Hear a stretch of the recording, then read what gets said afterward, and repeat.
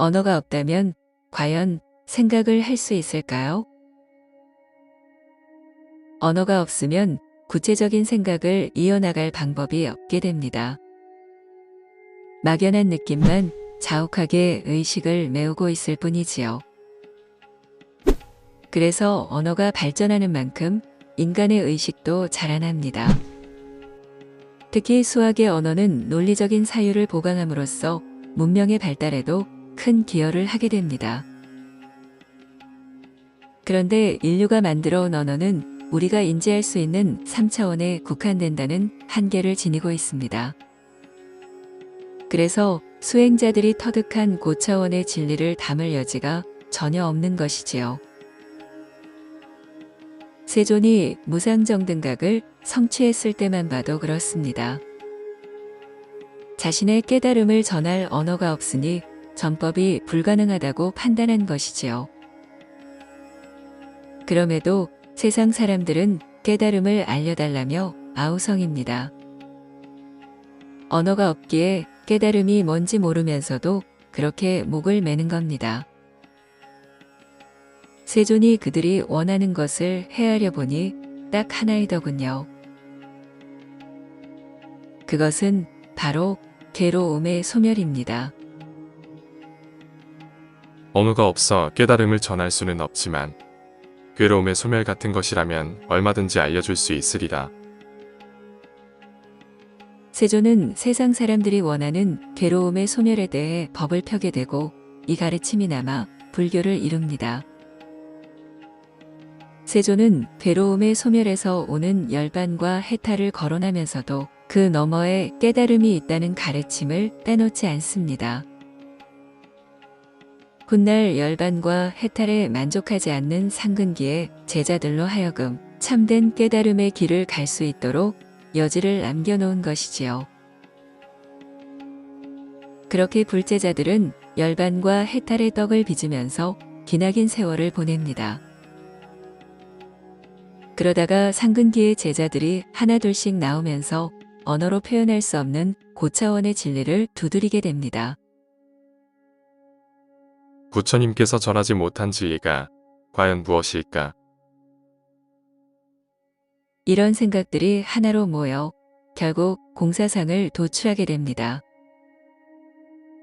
그런데 막상 공이라는 기치를 내걸었지만 이것을 설명할 언어가 전혀 없는 것입니다. 그래서 어쩔 수 없이 연기론을 가져다가 공을 푸는 언어로 쓰게 됩니다.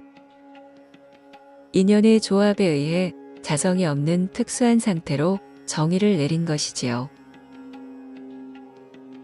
그런데 사실상 공을 연기론에 빗대게 되면 차라리 공이 없는 이만 못하게 됩니다.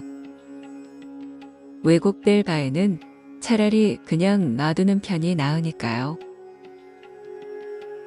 이때 어떻게든 언어의 문제를 해결하려는 특출난 수행자가 등장합니다. 그의 이름은 용수입니다. 용수는 깨달음을 표현할 언어가 존재하지 않는다는 사실을 너무나 잘 알고 있습니다. 그렇다고 불린문자와 언어도단을 운운하며 체험 속에 숨으면 유사 깨달음의 소가 더욱 미혹된다는 사실 또한 간과하지 않았고요.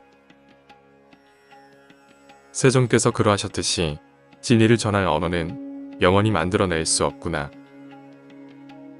지금처럼 3차원 언어를 쓰면 그 어떤 논리적 체계를 세운들 도로 3차원이요.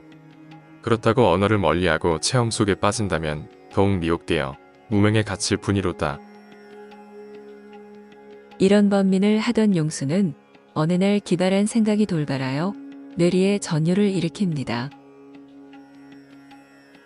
고차원 진리를 전할 언어가 없다면 3차원 언어의 한계를 드러내는 것은 어떨까? 언어로 이루어진 모든 것들의 한계를 여실히 드러냄으로써 고차원 진리를 향하도록 방향을 트는 것이다. 그럼에도 진리적 자각을 바라보지 못하고 체험을 운운하며 열반과 해탈에 매달리는 사람들이 있다면 그들은 가히 구제불능일 것이다. 용수는 자신의 생각을 실행으로 옮기게 되고 이렇게 해서 나온 것이 중론입니다. 3차원 언어로 이루어진 모든 것, 심지어 불법과 깨달음, 붓다마저 부정함으로써 고차원 진리를 드러내 보이고자 한 것입니다. 용수의 종론을 따른다면 어떤 말을 해도 전체의 부분이 됨으로써 일부만 성립하게 됩니다. 그래서 불경의 핵심 사상인 연기론, 무아론, 사성제 8정도, 공, 무주무상, 음무소주, 이생기심, 색즉시공, 공즉시색 같은 기라성 같은 명제들이 순식간에 빛 좋은 게살구처럼 변해버립니다. 진리라고 굳게 믿던 것들이 3차원 언어로 포장한 구질구질한 표현이 되고 마는 것이지요. 이렇게 모든 불법을 날리고 붓다와 깨달음마저 소각시켜버리면 언어가 사라진 뒤에 새로운 언어가 어슴푸레하게 남게 됩니다. 3차원의 언어를 포함하면서도 그것들에 얽매이지 않고 언어가 끊어진 체험을 포용하면서도 그것의 협소함을 인지하는 자유가 깃들게 됩니다. 물론 그 자유는 자유롭지 못함도 포함하겠지요. 그러면서 점차로 존재의 실상에 대한 명증이 진리적 자각으로 충만하게 됩니다. 존재와 나에 대한 답을 찾게 되면서 깨달음이 없는 깨달음이 열리게 되는 것이지요. 3차원 언어를 써서 깨달음이라고 표현했지만 이때의 깨달음은 수행자들이 여태껏 알고 있던 깨달음과는 너무나 다를 것입니다. 물론 그 깨달음의 아주 일부에 우리에게 친숙한 불법이 자리하고 있겠지만 말입니다. 당신은 아직도 스스로 옳다고 여기는 깨달음을 추구하고 계시나요? 혹시 그 깨달음은 깨달음이 아니라 언어로 조합된 가상의 홀로그램은 아닐까요?